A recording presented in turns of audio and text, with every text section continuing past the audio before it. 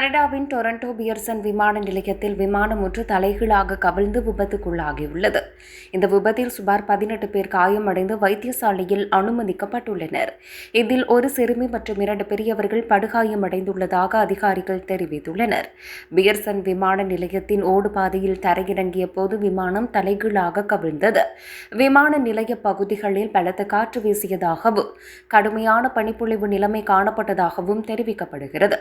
எனினும் எதனால் இந்த விபத்து ஏற்பட்டது என்பது பற்றிய விவரங்கள் வெளியிடப்படவில்லை. இந்த விமானத்தில் விமான பணியாளர்கள் உள்ளிட்ட 80 பேர் பயணம் செய்துள்ளனர்.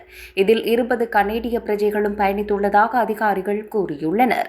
அமெரிக்காவின் டெல்டா விமான சேவை நிறுவனத்திற்கு சொந்தமான விமானமே இவ்வாறு விபத்துக்குள்ளாகியுள்ளது. அமெரிக்காவின் மினியாபோலிஸ் நகரிலிருந்து புறப்பட்ட விமானம் பனிப்படர்ந்த ஓடுபாதையில் தலைகீழாக கவிழ்ந்ததாக நேரில் கண்டவர்கள் தெரிவித்துள்ளனர். விமானத்தில் பயணித்த ஏனைய பயணிகள் பாதுகாப்பாக மீட்கப்பட்டுள்ளனர். அதில் அதிகமானவர்கள் அவர்களின் உறவினர்கள் மற்றும் நண்பர்களிடம் ஒப்படைக்கப்பட்டுள்ளனர். ஏனையவர்கள் பாதுகாப்பான முறையில் விமான நிலையத்தில் வைக்கப்பட்டுள்ளதாக விமான நிலைய அதிகாரிகள் தெரிவித்துள்ளனர். கடந்த சில தினங்களாக டொரண்டோவில் பனிப்பொழிவு குறித்த எச்சரிக்கை விடுக்கப்பட்டு வருகின்றமை குறிப்பிடத்தக்கது.